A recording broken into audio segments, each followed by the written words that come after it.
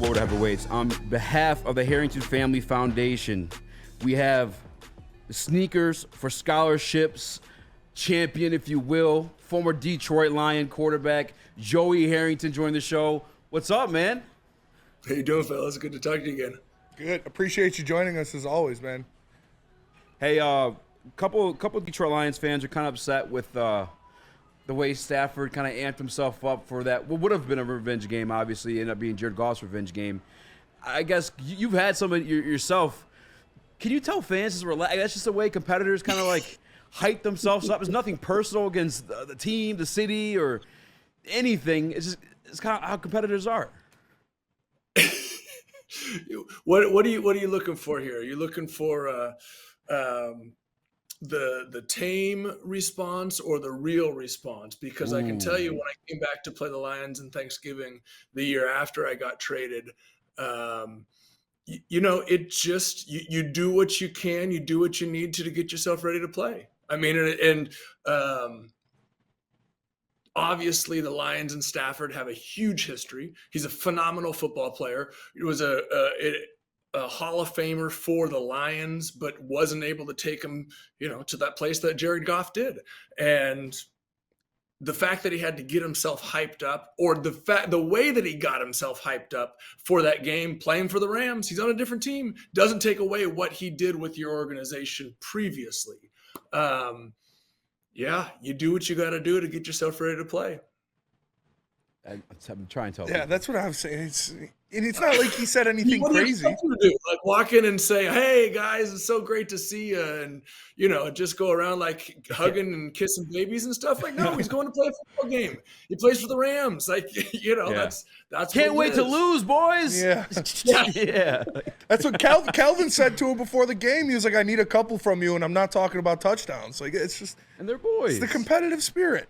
I had no problem. Look, when I came back to play with the Dolphins on Thanksgiving that next year, the team, and I don't know, who made the decision, actually played on the video board. So we introduced the defense, the Dolphins did, Jason Taylor and Zach Thomas and Hall of Famers all over the place, Kevin Carter. And then they specifically cut away to just introduce me, and they played a video of me getting sacked and driven into the ground and interceptions. And they did it all to the soundtrack of Piano Man. And because apparently when you play the piano in Motown, that's a bad thing, I guess. I play the piano. Never did that one out. But and so it's a little bit of a pot calling the kettle black, you guys can make fun of people coming back, but they can't get themselves hyped up to play you. It's just football. Come on now.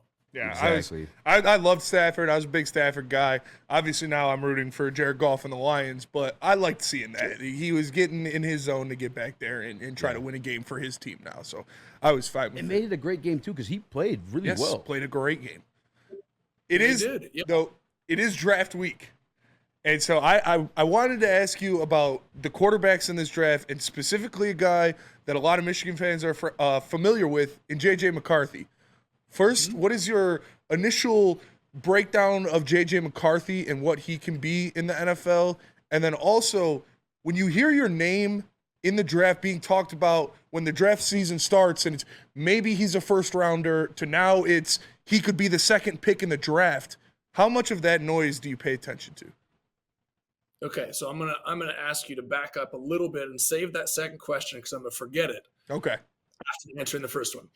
The first one, how much do I know about J.J. McCarthy? And it's kind of a two-sided thing. One, I'm not in sports media the way that I was earlier, so I'm not studying him on a daily basis. That being said, the things that I have seen from him physically tell me that he's an incredibly talented quarterback. I will leave it up to all the experts to, say whether he's a first rounder or a top 15 or, people get paid to do that stuff. Here's the thing that makes me nervous if I am a GM. And maybe I've heard two theories on this, and, everybody can have their own opinion. If he is a top 5 pick, if he is the type of guy that can save your franchise, that you're going to literally put the weight on of your city on his shoulders. Give me an example of when that has happened up to this point. Your most important game of the year against Penn State, I'm sitting there on the couch at home in Portland watching this game and saying, why aren't they letting JJ throw the football? Mm-hmm. If he's supposed to be this, Harbaugh said he's the best quarterback he's ever coached, then why didn't you give him the ball?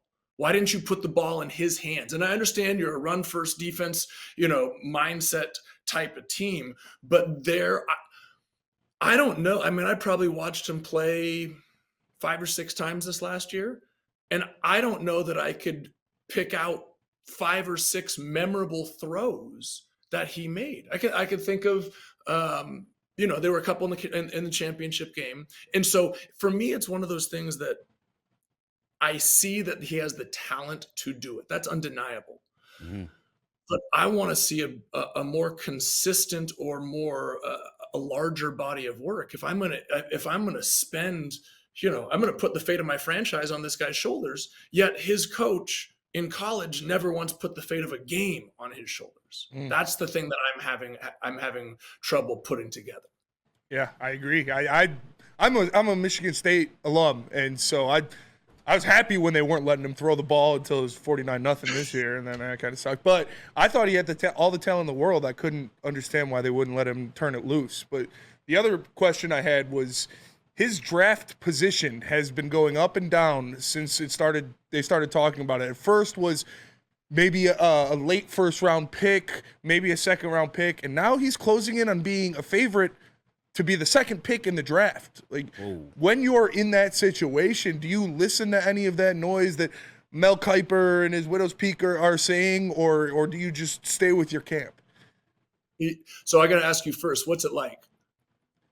What's it like?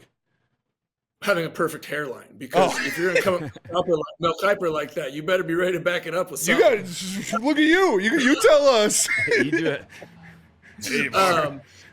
So, hey, there you go. I like it. I would say you try not to think about it, but it's always there. And this is different than like in-season hype and like the pressure of, getting from week 1 till the end of the season undefeated. That's different. This is just so completely up in the air. Right? Because you're literally someone is saying, I want you, and they pick you up and they drop you over here. And all of a sudden you live and work in a different part of the country.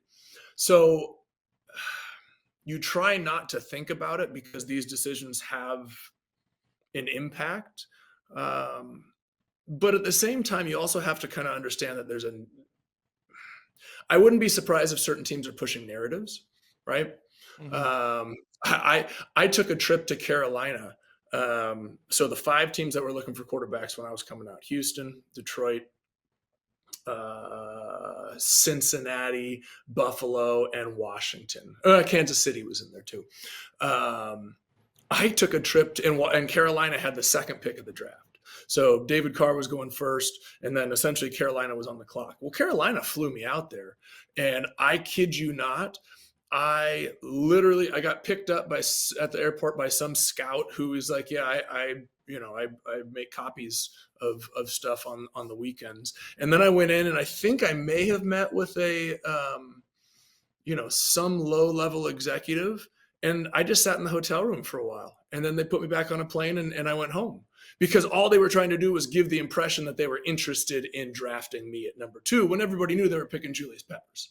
Right. Mm-hmm. So there are times where teams will put narratives out there to make others think, hey, I might be interested in this guy. Maybe you should trade up. Maybe you should trade out. Maybe, all the while thinking they're trying to get something to happen over here so they can get their player available that they really want. So, this is one of those intriguing things where you're right. At the beginning of the season, he could have been the 27th pick. Now they're potentially talking about him as a 2.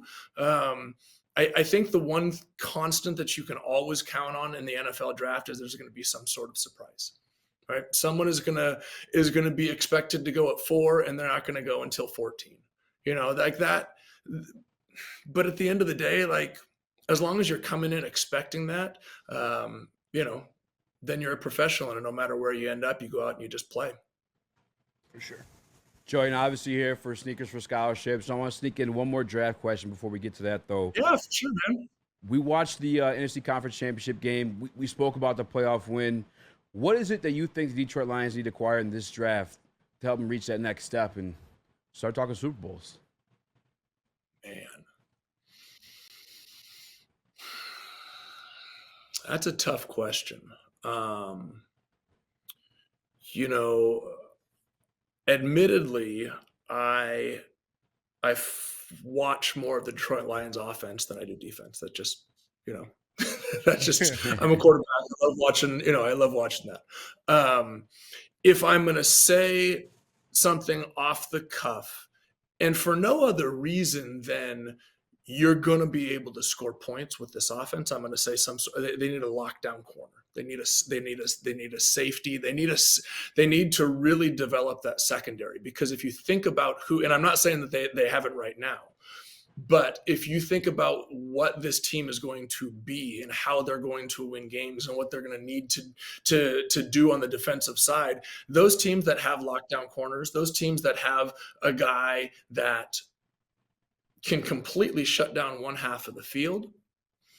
I mean, that defensively, again, not that they don't. As I'm saying that, I'm thinking of these pieces that they have, but what they need to develop is a top 10 defense in the league to go along with that offense. They've got youth at the offensive line. Panay is as good an offensive lineman as you're going to find. They've got some great youth at running back. They've got a quarterback and wide receiver combination that's going to be phenomenal. They got youth at tight end. Like, they need to go out and they need to make this defense something special. And then actually, I have one last thing to sneak in there, because it's kind of relates to what we're going to talk about with the fashion, because obviously Oregon, we know you guys got the nicest uniforms. But speaking of uniforms, the Detroit Lions are bringing back the black jerseys. Yeah. What is your take on the new unis, man? I know we talked a little bit about the DMs. I saw them when they came out. And like I told you, I was like, oh, man, I kind of like that blue helmet. And then somebody said it looks like Carolina. I was like, oh. Ooh. And now I can't unsee the Panthers. But that being said, I like them. I do. The thing for me is NFL uniforms never really stray too far. You'll give a little bit here, you'll give a little bit there. But I'm so used to, coming out with pink helmets for breast cancer. I'm so used to like coming out with camouflage for the spring game. Coming from Oregon, it's like, all right, cool. What color are they going to be putting on this week? So any sort of NFL uniform variation never quite is enough for me. I want to see a little bit more, but I like, what I do like? I like the blue face masks. That's something I like. I like the blue face me masks. too. Mm-hmm. I think they would draw penalties. Yeah. Yeah, that's probably why they put them in. Where did I see they got the 313 on there too? They have 313 on the home ones and Motowns on the black ones in the like collar. I like that type of stuff. I like the type of stuff that's subtle, but it's specific. It's still nice, right? Yeah. I thought they should have went with like Easy's Awesome or something, but that's just my take. You could. Maybe you put that in for next time. But give a suggestion box or something. Yeah, maybe you can go like the soccer route and like sponsor the jersey for the NBA. This is my bald head. This is his face up there. Yeah. One side is Woodward Sports, the other side's your bald head. I would definitely buy that jersey, but I'm not sure who else would. Joey, we got you here for a specific reason, and you have an amazing foundation you got going for Sneakers for Scholarships. Tell the people about what you have working and where they can go to help. Yeah, I appreciate that. Yeah, so my foundation, actually, I started when I got drafted in 2002 in Detroit, and we give 4-year college scholarships to graduating high school seniors based on community leadership and financial need. No grades, no test scores. It is, what have you done for your community? How have you invested in your community? And how can we help open a door for you? And so we pair them with mentors who help them through school, but also help make them help them with contacts in the business world so that they can get their foot in the door and get their career launched. We obviously got to fund it. We have a bourbon fundraiser in the fall, but in the spring, like we talked about, that connection to Oregon and that connection to Nike. Tinker Hatfield, the legendary Jordan designer, designed a pair. So 1 of 7 he designed. And he told me, and I have a hard time believing this, that this is because people don't realize. So Peter Moore was the designer for Jordan 1 and Jordan 2. And then he left and Tinker took over at Jordan 3. So this is what Tinker says is the only Jordan 1 that he has ever done. And he made 7 pair with our foundation logo, our foundation colors. And I mean, a one of 7 pair of Jordan is holy grail type stuff. So we are raffling that off with a pair of Jordan 1 off-white Chicagos. Also, not something you can just pick up off the shelf, but it's just a fun way. Honestly, like for me, it's always been about community. It's always been about like helping the people who are in your neighborhood, helping the people who are in your circle. And for Tinker to say, like, here's something I can do to help your foundation.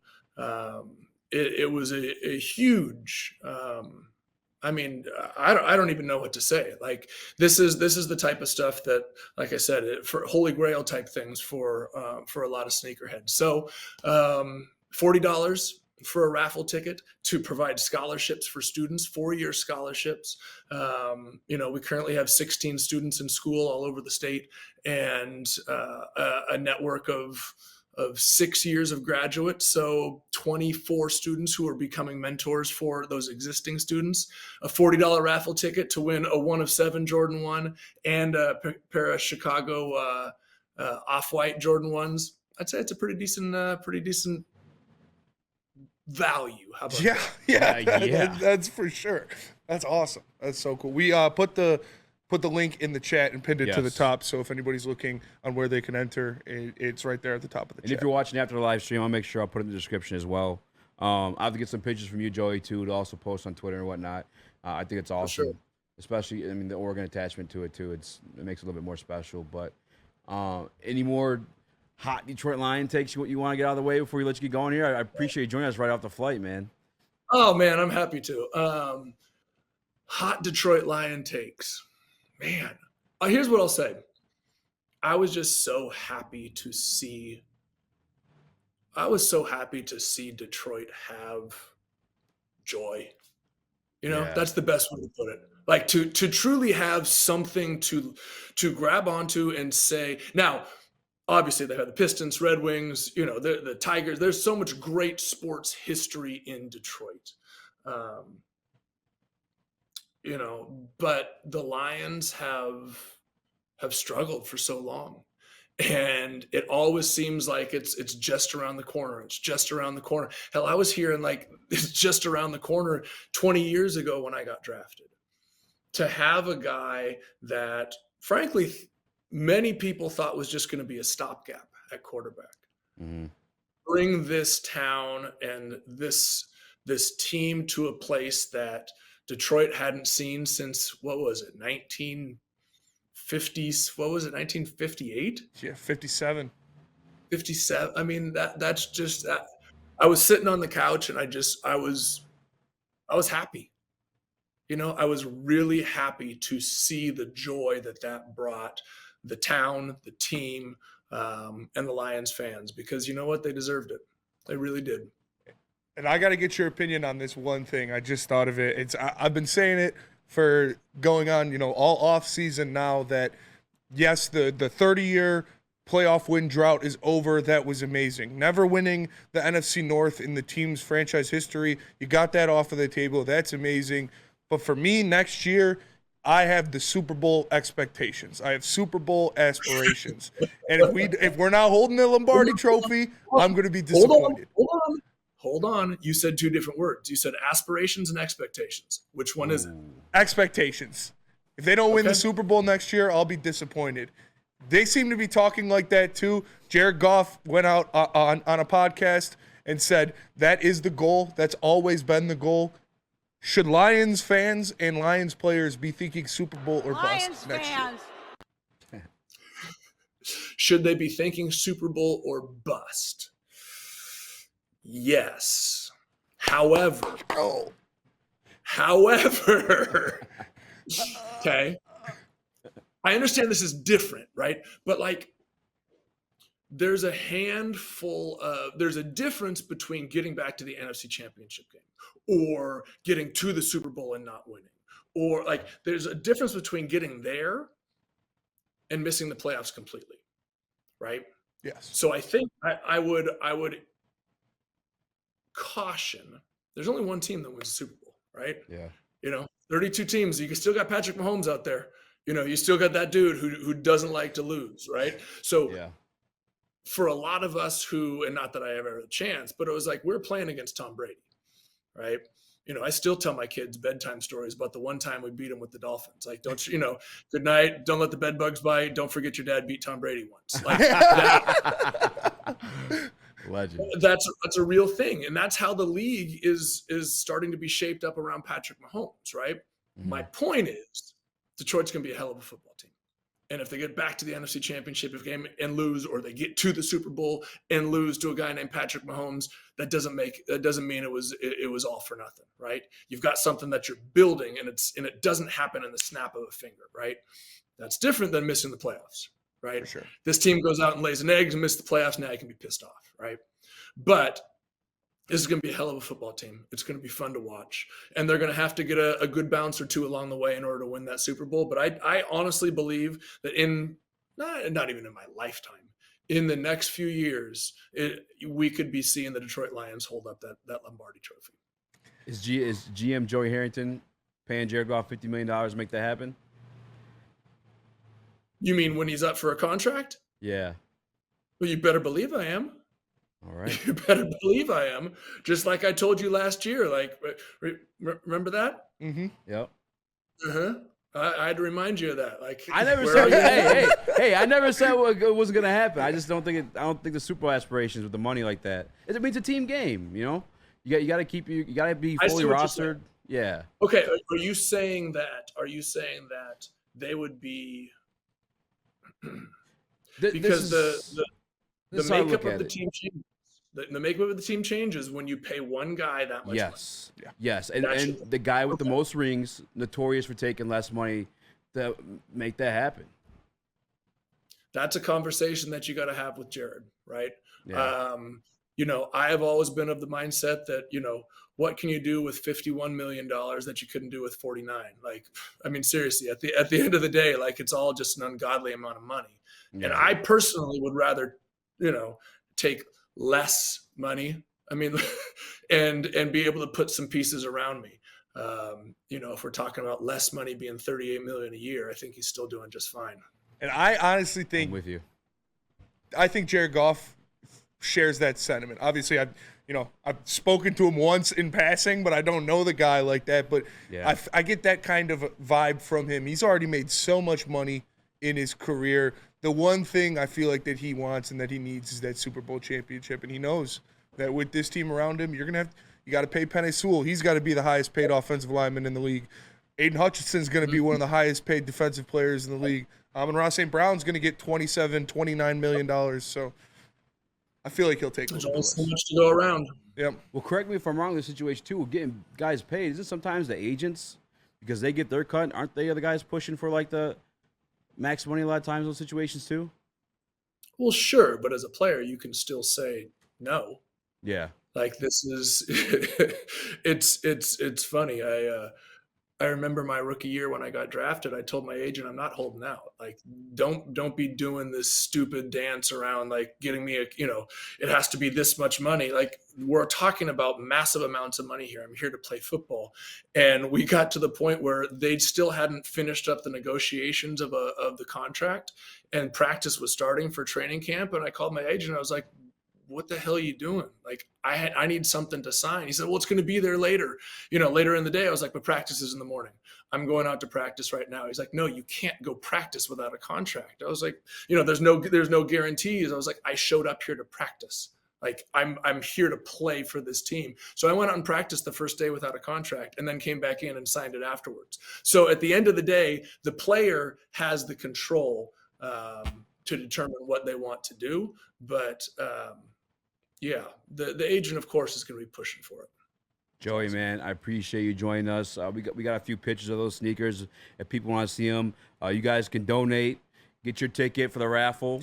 There's 2 pairs. I just kind of screenshot what was on the website for just now. But Joey, thanks for joining us on behalf of Sneakers for Scholarships.